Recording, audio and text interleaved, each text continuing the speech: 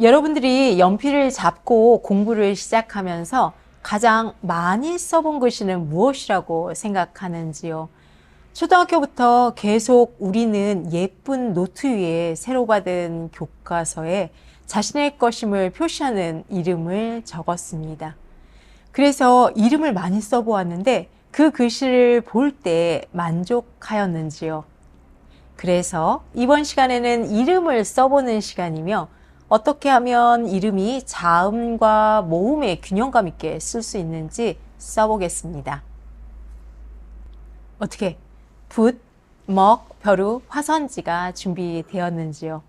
옛날에는 벼루 위에 물을 따른 후 먹으로 갈아서 먹물을 만든 후 썼지만 요즘은 간편하게 필방에서 먹물을 사서 쓰기도 합니다. 이렇게 글씨 쓸 때 주의할 점은 옷에 먹물이 묻으면 지워지지 않으므로 먹물이 옷에 묻지 않게 하고, 혹시 먹물이 묻었을 경우에는 물과 세제를 쓰기 전에 우유로 먹물이 묻은 부분을 비벼준 후 물과 세제를 이용하여 세탁하면 지워집니다. 그럼 화선지 위에 먼저 이름을 쓰겠습니다. 가로로 써도 되고 세로도 괜찮으며 크게 써도 되고 작게 써도 괜찮습니다. 여러분들의 글씨체로 먼저 한글로 이름을 써주세요. 한글로 못 쓰시겠다고요? 그러면 영어로 써도 괜찮습니다.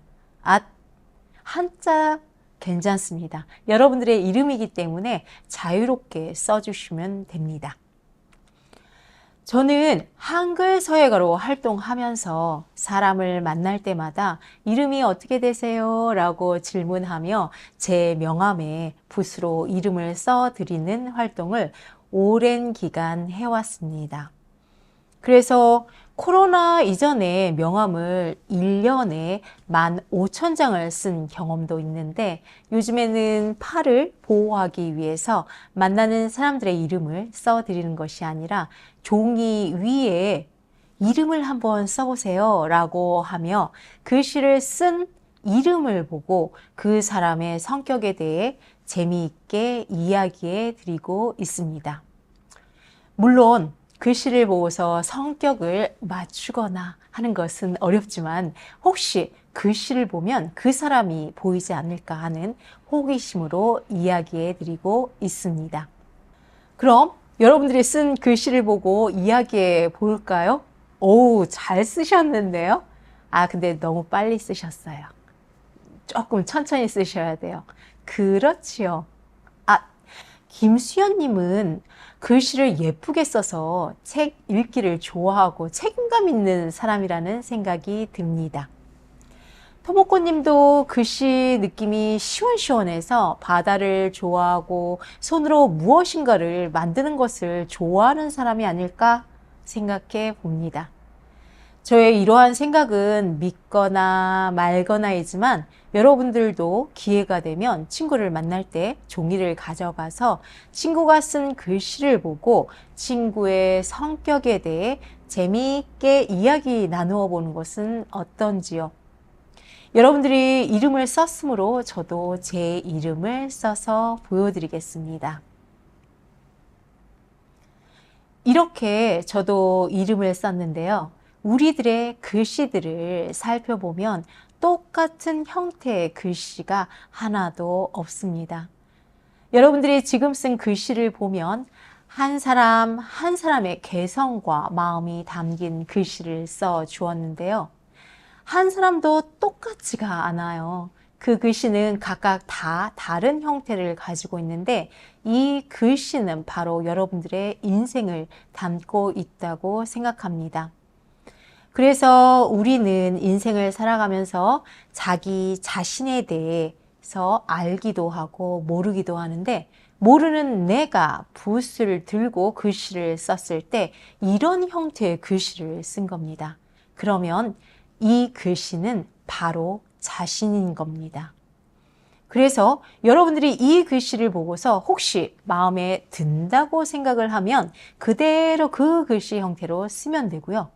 혹시 마음에 들지 않는다면 계속 글씨를 공부해 보면서 한글의 자음과 모음을 어떻게 균형감 있는 글씨를 쓸 수 있는지 공부하면 됩니다.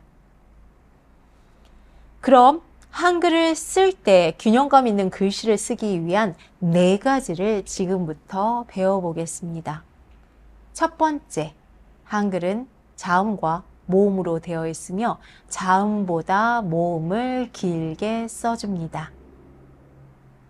둘째, 한글은 자음과 모음으로 되어 있으며 자음과 모음의 사이 간격을 두고 쓰면 됩니다. 셋째, 받침은 위에 글씨의 반이 되는 지점에서 글씨를 써주면 됩니다. 넷째, 한글의 중심은 오른쪽이므로 오른쪽을 중심으로 받침을 균형감 있게 쓰면 됩니다. 한글은 자음과 모음이 있습니다. 자음, 모음. 그러면 자음을 길게 쓸까요? 모음을 길게 쓸까요? 맞습니다. 모음을 길게 써주면 된답니다. 아니, 어떻게 아셨죠? 아까 제가 설명을 했으니까 들었다고요? 아이고, 맞습니다. 그러면 모음을 길게 써주는데 예를 들어서 이자가 있어요. 그러면 모음 길게 써주면 되죠? 와, 맞습니다. 어자 이렇게 있으면 모음을 길게 써주기만 하면 됩니다. 오, 맞았어요. 그러면 가나다라를 한번 써볼까요? 모음 길게 됐네요. 나. 모음 길게. 됐네요. 그 다음에 다. 모음 길게. 됐네요. 네. 이렇게 한글은 자음과 모음이 있으면 모음을 길게 써주면 된답니다. 그 다음 2번째. 한글은 뭐가 있다고 했지요? 자음과 모음이 있습니다. 맞습니다. 그러면 자음과 모음을 가깝게 붙이나요? 아닙니다. 삐. 얘는 사이 간격이 있으면 된답니다. 그렇죠. 그래서 아를 써줄 때에는 사이 공간이 있게 써주면 돼요. 그 다음에 야를 써줄 때에는 사이 공간이 있으면 되는데 사실 여러분들이 성격이 급하신 분은 얘를 이렇게 쓰고서 이렇게 가깝게 붙이는 거예요. 그러면 한글의 균형감이 딱 깨지는 거죠. 예를 들어서 야도 가깝게 이렇게 해주면은 균형이 깨지는 거예요. 그래서 이 공간만큼 얘를 떨어뜨려 주면 되는데 가만히 보면 그래도 자음과 모음의 사이가 약간 가까운 게 좋아요. 그렇다고 이렇게 많이 가깝게 써주면 안 됩니다. 그러면 마, 바, 사를 한번 써볼까요? 마, 공간 넓게, 공간 있게 써주면 돼요. 바, 공간 있게 써주면 되겠네요. 너무 간단해요. 사는 어떻게 쓸까요? 여러분들이 사를 먼저 써보세요. 제가 기다리겠습니다. 그렇죠. 그런데 지금 사 가까워요. 안 됩니다. 어떻게 써주냐면 사 이렇게 공간 있게 써주면 돼요. 그 다음에 3번째는 받침을 쓸 때는 어떻게 써줄까요? 맞습니다. 위에 반이 되게 써주는데 예를 들어서 안자를 써주면은 위에 반이 되게 해서 얘를 이렇게 써주면 됩니다. 그 다음에 어떤 글자가 있을까요? 박을 써볼까요? 그러면 하나, 둘, 셋, 넷, 모음 길게, 그 다음에 받침은 위에 반이다. 그러면 반을 이렇게 써주면 된답니다. 또 어떤 글자를 써볼까요? 산자를 써볼까요? 그러면 공간 있고 모음 길고 위에 반이다. 이렇게 써주면 된답니다. 그 다음에 어떤 글자를 써볼까요? 만자를 써볼까요? 그래서 이렇게 모음 길고 공간이 있고 위에 반이다. 그래서 이렇게 써주면 된답니다. 그 다음 네 번째.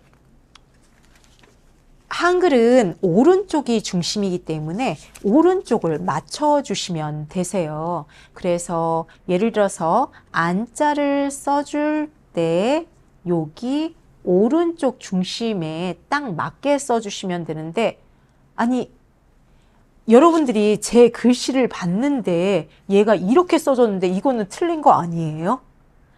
그렇게 얘기해 주실 수 있는데, 제가 생각하는 것은 첫 번째, 한글의 오른쪽 중심선을 맞추는 거, 한글의 균형감을 공부한 다음에 나중에 여러분들이 자유롭게 써주는 것은 괜찮습니다. 그래서 여러분들 예를 들어서 알자를 써볼까요? 알. 그러면 여기에 맞게 써주고요. 나는 조금 자유롭게 쓰고 싶습니다. 라고 하면은, 쓰고 싶다 라고 생각하면은 이렇게 응용을 할 수 있는 거예요. 근데 여러분들이 기본적인 균형감이 잘 모르게 되면 응용하기가 힘들거든요. 그래서 한글은 오른쪽이 중심이라는 거 꼭 알아두시면 되고요. 그러면 전체적으로 보면은 한글은 자음과 모음이 있다. 모음 길게, 한글은 자음과 모음이 있다. 사이 공간 있다. 그 다음에 받침은 위에 반이 되게 쓰고 그 다음에 오른쪽이 중심에 맞게 쓰면 된답니다. 오늘서부터 여러분들 한글을 균형감 있게 한번 써보세요. 이름을 한글로 쓰면서 글씨에 나타난 사람의 성격에 대해 이야기 나누었으며, 한글의 자음과 모음을 어떻게 균형감 있게 쓸 수 있는지에 대해 연습해 본 시간입니다. 다음 시간에는 한글의 전통서예인 판본제 기본획과 글자 형태를 이해하고 써보는 시간입니다. 6강에 함께 해주셔서 감사합니다.